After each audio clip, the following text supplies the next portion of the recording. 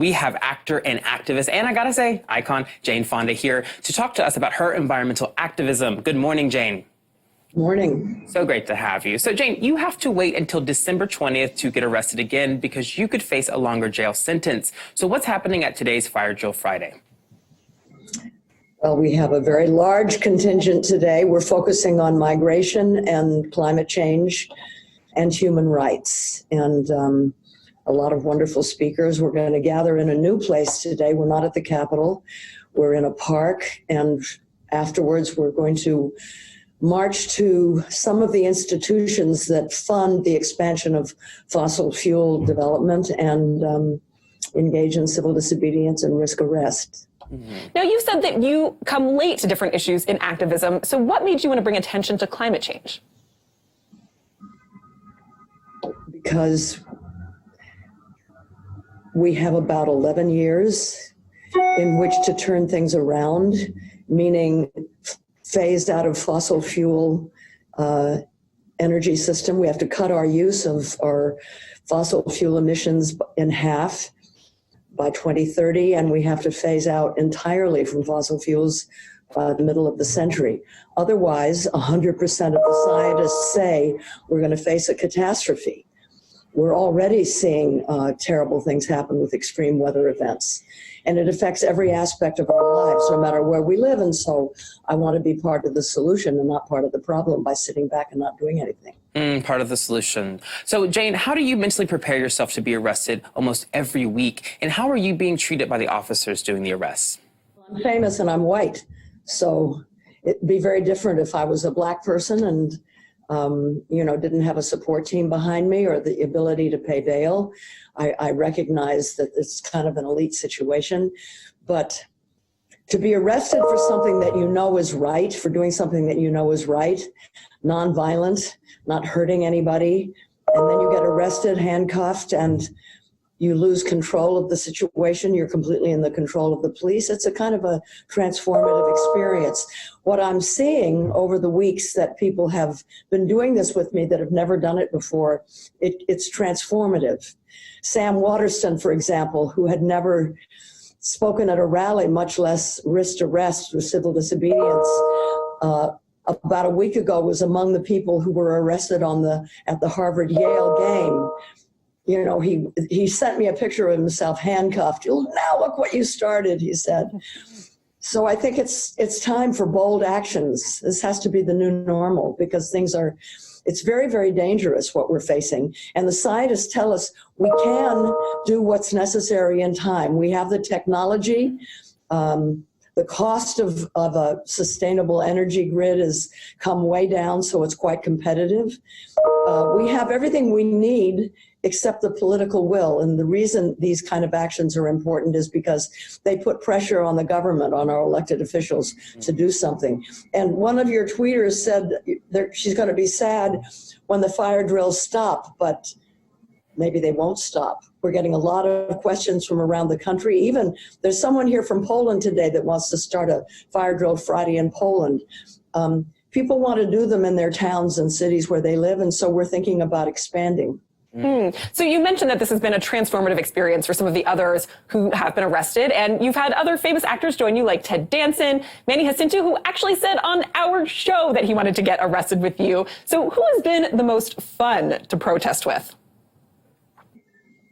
Well, I can't answer that. I don't know.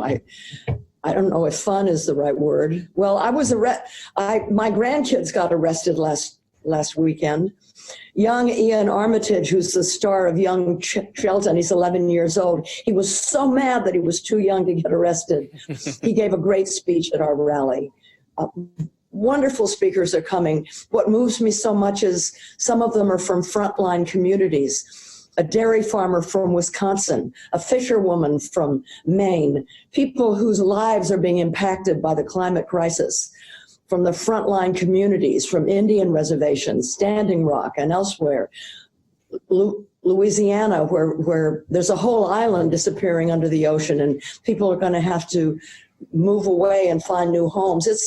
It's a real crisis, and I don't know whether fun is the right word, but I'm extremely moved by the people that are coming and sharing their stories. Well, is there anyone else in particular that you're looking forward to protesting with? Yeah. Can you tell us who they are? Lily Tomlin. Oh, amazing. that's so great. That's so great. Well, No, do Washington. Oh, well, you famously wear a red coat to the protests, and you've said it's the last one that you'll be buying because of personal changes you've made about your consumption. So, Jane, we'd love to know, what changes would you like to see in film and television sets so that they have smaller footprints or carbon emissions as you continue to work as an actor? Television sets? When you're filming shows, would you like to see any changes to where, you're not buying more clothing? So do you think there should be changes on television sets to lower the carbon footprint? Well, that's a good question. I haven't thought about television sets in particular. I think that we all shop too much. We buy things that we don't really need. Shopping becomes our identity. And there's other ways of doing it, like recycled clothing, secondhand clothing. I have a lot of clothes and I haven't changed shape for many decades, so I just will wear what's in my closet. And would you want that to transfer to production sets when you're working on a new television show? Well, there's many aspects to a television production, so I'm not sure what you're talking about. Okay. Well, we can move on to some other issues related to your climate activism. When it comes to climate policy, is there a 2020 candidate who appeals to you most? I'm not endorsing any candidate right now. Let me just say that we shouldn't vote for anybody that's not very brave and very bold. It's too late for moderation.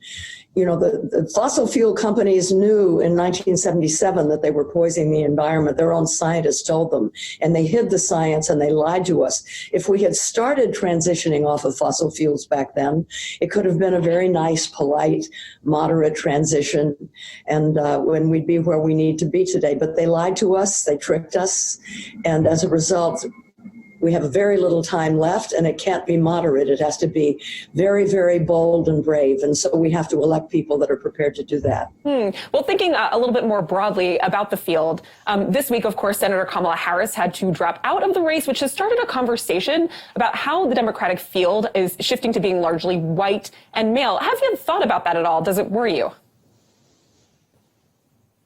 Well, yes, it worries me because I know that a candidate can't win without support from communities of color. Hopefully, if there is a white candidate who gets the nomination, they will select a vice president of color. Well, when you move on from getting arrested in D.C. And doing activism there, and you just mentioned to us that Fire Drill Fridays may continue, do you have any plans to get on the trail for anyone at any point? Would you ever consider running for office yourself? I'm going to be 82 in a week. Are you kidding? Listen, some of the other candidates are also around the similar age. No, I don't stump for candidates. I work with organizations that talk to the voters. I try to help with voters, first of all, making sure they're registered, making sure they get to the polls, and making sure that they know what candidates are supporting the issues that they care about. It's an organization called Working America.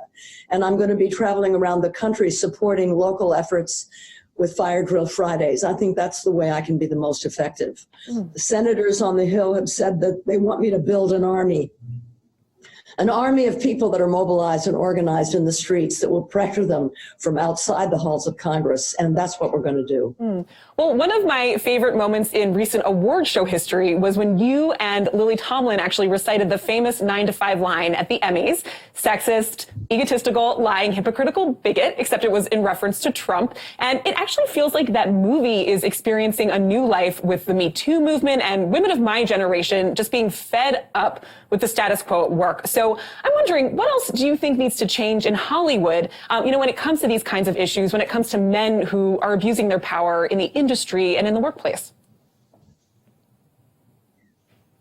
I think the first step at solving any problem, whether it's sexual harassment or climate change, is to be talking about it. That's why I'm doing the Fire Drill Fridays, to get more people to talk about it. Because if we don't talk about it, then we won't be able to deal with it. So the fact that the Me Too movement and the Time's Up movement have women talking about their experience in workplaces with sexual harassment is very important, and I think it's going to continue. It's not over. We have a lot of work still to do, because until women are paid commensurate with men, there's a risk of sexual harassment. What we find over time is that when women are paid a respectful, dignified wage, people don't mess with them as much. So that's what we're working for. Mm-hmm.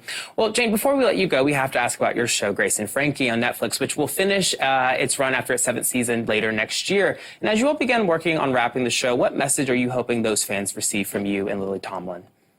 I don't know. I haven't read the new season yet. I don't know what it's going to say. The whole writer's room and the producers came and got arrested 2 weeks ago. Maybe that'll influence them a little. Would you want to see the show have more of that bend towards environmental activism for your audience? Yeah, I'd love it, but I'm not in control of what they write. All right. Well, we are very excited to see what happens. Jane, we really appreciate your time. Thank you so much for joining us. Pleasure.